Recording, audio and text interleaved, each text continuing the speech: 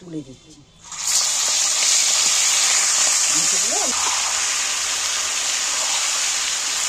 তোমাদের অবশ্যই ভালো লাগবে। এই ভাজা মাংসের উপরে আমি ম্যারিনেট করে রাখতে আমি 2 চামচ লাল লঙ্কা দিচ্ছি, 1 চামচ ধনে পাউডার দিচ্ছি, 1 চামচ মিট মশলা দিচ্ছি। এবার আমি মশলাটাকে ম্যারিনেট করে একটু রেখে দিচ্ছি। তোমরা পারলে এতে দই দিতে পারো।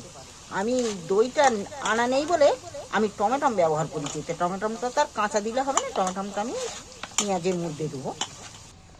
আজ আমি নিয়েছি 1 কেজি চিকেন নিয়েছি। দেখো মাংসটা নিয়েছি খুব মিডিয়াম সাইজে, খুব বড় বড় রাখিনি, বড় সাইজ কাটাইনি, মাঝারি মতো সাইজ হয়েছে। দেখছো মাঝারি মাঝারি সাইজ। আজ আমি বানাবো চিকেন কারি। তো চিকেন কারিটা আমি কিভাবে বানাবো, খুব সহজভাবে, খুব সহজ, কম মশলাপাতি দিয়ে খুব সহজে দারুণ টেস্টিভাবে আমি এই চিকেন কারি বানাবো। চিকেন কারি বানাতে নিয়েছি আমি এখানে 1 কেজি মাংস, এখানে আমি নিয়েছি 500 গ্রাম আলু, 250 গ্রাম পেঁয়াজ, পেঁয়াজটা ছাড়িয়ে নিয়েছি, আলুগুলো ছাড়িয়ে জলের মধ্যেই রেখে দিয়েছি। কেন আলুটা না ছাড়িয়ে জলে রাখলে আলুটা কালো হয়ে যাবে।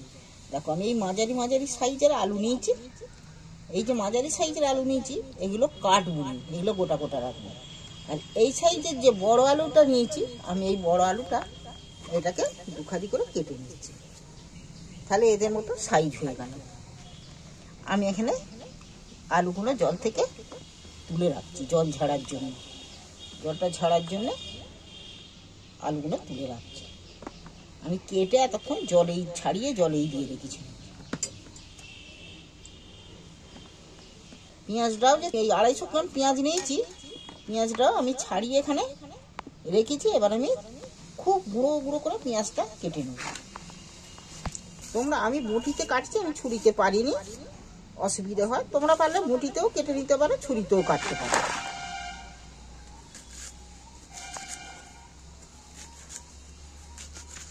চিকেন কারি বানাতে দেখো এরকম গুঁড়ো গুঁড়ো করে কেটে নিচ্ছি পেঁয়াজগুলো। তবে আমার বটিতেই খুব সহজভাবে হয়ে যায়, আমি বটিতেই কাটছি।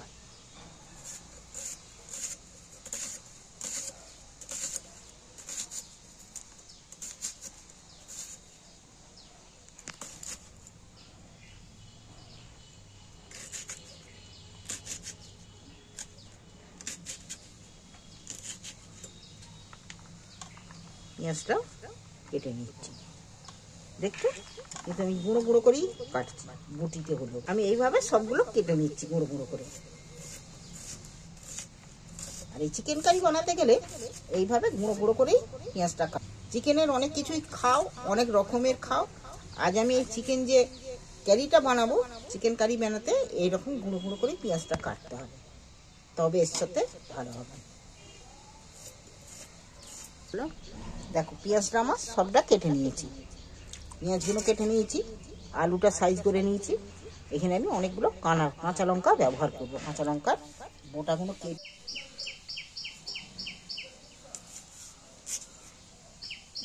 এখানে আমার আলু, পেঁয়াজ আর কাঁচা লঙ্কা রেডি, বাটাটাও রেডি। আমি উনুন জেলে কড়া বসিয়ে দিয়েছি। এবার আমার কড়াটাও গরম হয়ে গেছে, এবার তেল ঢেলে দিচ্ছি।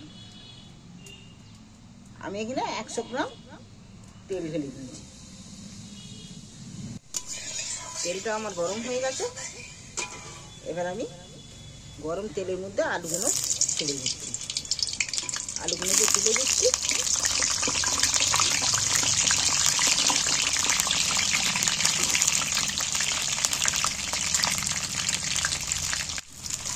এবার আমি এই আলুগুলোকে ভালো করে ভেজে নেব। আমি এখানে আলুগুলোর মধ্যে একটু হলদি দিচ্ছি। হলদি দিলে আলুর কালারটা হেভি আসবে, সুন্দর দেখতে হবে আলুটা।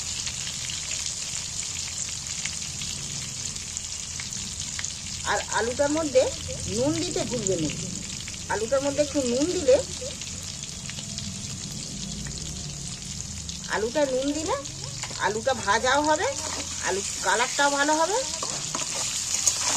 আর আলুটার মধ্যে নুন ঢুকে গেলে আলুটা খেতে খুব ভালো হবে।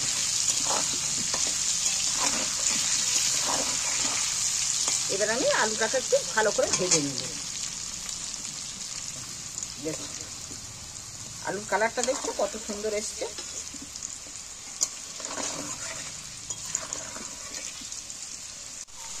দেখো আমার আলু একদম হেভি সুন্দরভাবে লাল লাল করে ভাজা হয়ে গেছে। এবার আমি আলুটাকে তুলে নিচ্ছি। আলুটা তেল ঝারিয়ে আলুটা তুলে নিচ্ছি। আলুটা যেমন দেখতে হয়েছে কালার, তেমন খেতেও কিন্তু হবে।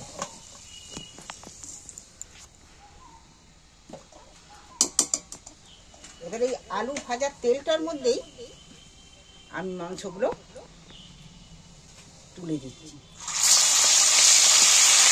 মাংসগুলো আমি একটু তেলটার মধ্যে ভেজে নেব।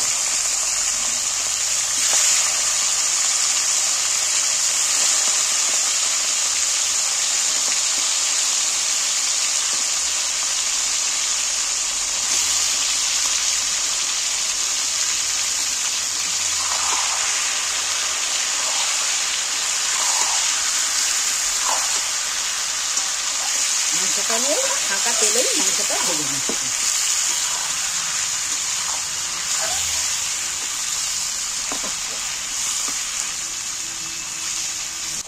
মাংসটা ভেজে নিলে কি হয়, মাংসটার একটা গ্যাসটাও কেটে যাবে।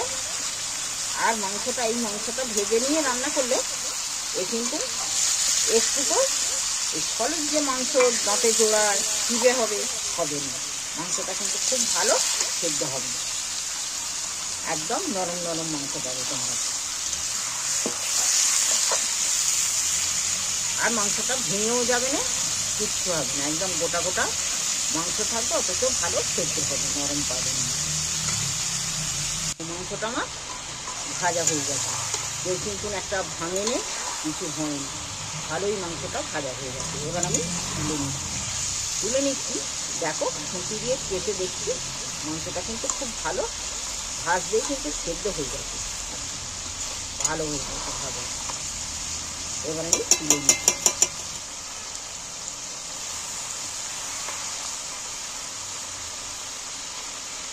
তেল ঝাড়িয়ে তুলে নিচ্ছি।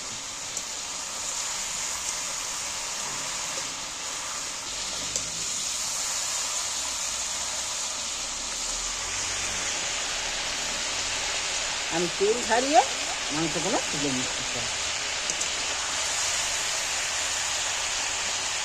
এইভাবে তোমরা একবার চিকেন কারি বানিয়ে খেয়ে দেখবে, তোমাদের অবশ্যই ভালো লাগবে, দারুণ টেস্টি হবে। দেখো এবার যে তেলটা রয়েছে, তেলটা কতটা, যা তেল দিয়েছি তার থেকে কিন্তু তেল বেড়ে গেছে, বেশি হয়ে গেছে তেল, মাংসের যে তেলটা বেরিয়ে গেছে। প্রথমে আমি ওই তেলের মধ্যেই দুটো তেজপাতা তুলে দিচ্ছি, 2-3 টুকরো দারচিনি দিলাম, 4টে এলাচ, 2টো লবঙ্গ। আমি এটাকে ভালো করে ভেজে নেব।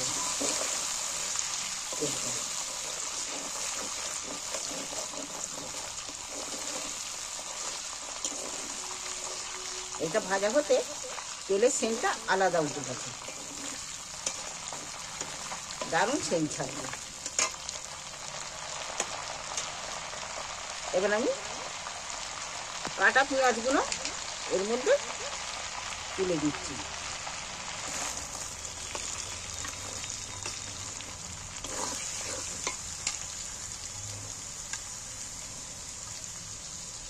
ভাজা মাংসের উপরে আমি ম্যারিনেট করে রাখতে আমি 2 চামচ লাল লঙ্কা দিচ্ছি, কাশ্মীরি লাল লঙ্কা 2 চামচ দিচ্ছি, 1 চামচ ধনে পাউডার দিচ্ছি, একটু সরিষা দিতে হবে, 1 চামচ মিট মশলা দিচ্ছি।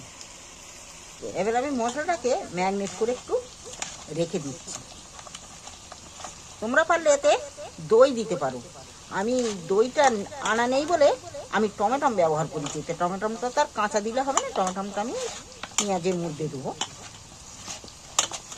আমি মশলাটা একটু ম্যারিনেট করে রাখছি। ভাজা মাংসটা। এইটা একটু ম্যারিনেট করা রইল। এই ম্যারিনেট করা মাংসটা মিনিট 10 আমি চাপা দিয়ে রেখে দিচ্ছি। এইটা আমি একটু চাপা দিয়ে রেখে, দেখো পেঁয়াজটা কিন্তু আমার ভাজা হয়ে গেছে। এইবার আমি এখানে আদা রসুন যে বেটে রেখেছি, আমি আদা রসুন বাটাটা তুলে দিচ্ছি। রসুন বাটা, আদা বাটা। এবার আমি এইটাকে একটু ভেজে নিই।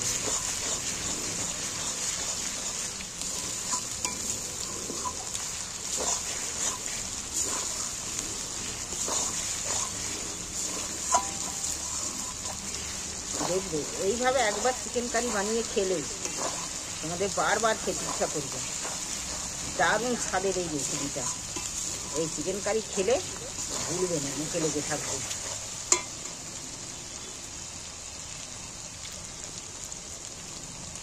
এবার আমি এই তেলের মধ্যে হলদুটা কিন্তু আমি মাংসের সাথে দিইনি, হলদুটা আমি তেলের মধ্যে দিচ্ছি। হলদুটা তেলের মধ্যে দিচ্ছি। হলদুটা কিন্তু তেলের মধ্যে দিলে কালারটা দারুণ আসে।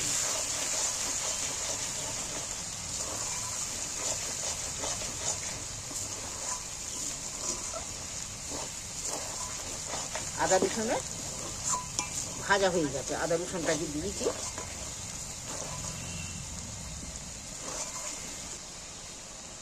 এখানে আমি 4টে টমেটো নিয়েছি, টমেটোটাকে পেস্ট করে নিয়েছি। টমেটোটা 4টে দিয়েছি কারণ দই আমার কাছে আজ দই নেই, তাই দইয়ের বদলে আমি 4টে টমেটো দিয়ে কাজ মেটাচ্ছি। তা নাহলে তোমরা যদি দই ব্যবহার করো তাহলে কিন্তু 2টো টমেটো দেবে। আমি এখানে টমেটোটা দিয়ে দিচ্ছি। টমেটোটা দিয়ে এবার আমি ভালো করে ভেজে নিতে হবে। টমেটোটা কাঁচা দিলে গন্ধ ছাড়বে। টমেটোটা ভালো করে কিন্তু ভাজতে হবে এই মশলাটাকে।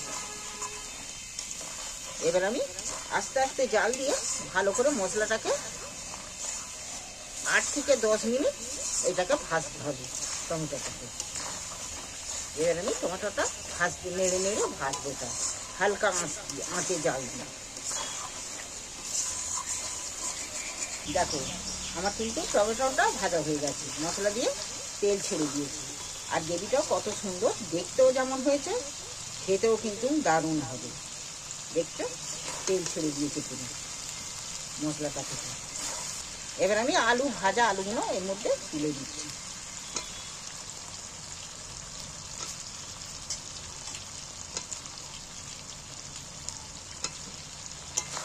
ভাজা আলুগুলো একটু এর সাথে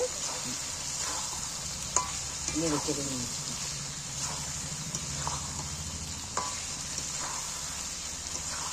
এই রেসিপিটা যা দারুণ স্বাদের রেসিপি হবে, যে না খাবে বানিয়ে তার লস। এইভাবে একবার বানিয়ে খেয়ে দেখবে, ভালো লাগলে চ্যানেলটা আমার অবশ্যই সাবস্ক্রাইব করবে। দেখো ম্যারিনেট করা মাংসটা এবার আমি তুলে দিচ্ছি।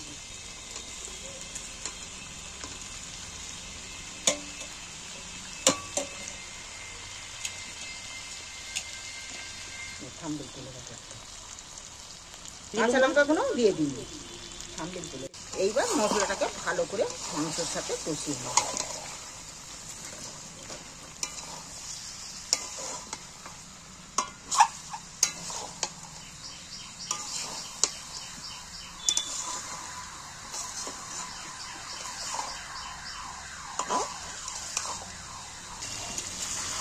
যা মাংস ম্যারিনেট করা ছিল দিয়ে সেটাও আমার কষা হয়ে গেছে দেখছি। এইবার আমি জল দিয়ে দেবো। তোমরা যেমন জল পরিমাণে দেবে সেই রকম কিন্তু দেবে। তোমরা যদি কষা খেতে চাও তাহলে এইভাবেই চিকেন কারি এইভাবেই রেখে দেবে। চিকেন কারি মানে একটু জুস রাখতে হবে। আমি দেখো জল এবারে সাইড দিয়ে জল দিয়ে দিচ্ছি একটু।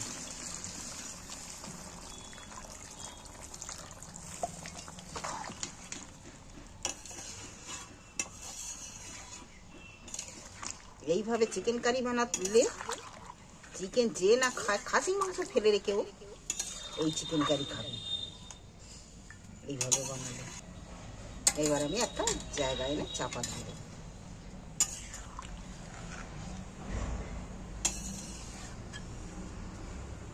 আলুটারে সেদ্ধ হবে। মাংসটা দেখো আস্তে আস্তে ফুটে উঠেছে। এবার আমি একটা চাপা দিয়ে, যাতে ভালোভাবে আলুটারে সেদ্ধ হয়ে যায়, চাপা দিয়ে রাখবো।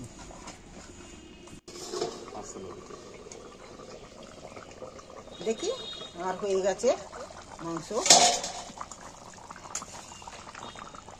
দেখো যেমন কালার এসছে তেমন কিন্তু যেমন দেখতে হয়েছে তেমন খেতেও হবে। আমার এটা হয়ে গেছে রেডি। এখন তার ধনেপাতা পাওয়া যাচ্ছে না, ধনেপাতা আমার হাতে নেই, আমি একটু কেসরি মেথি একটু ছড়িয়ে দিচ্ছি।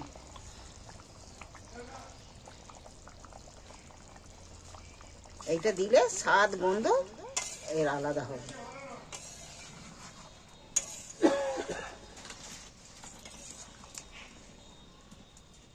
আমি এবার একটা জায়গার মধ্যে তুলে নিচ্ছি।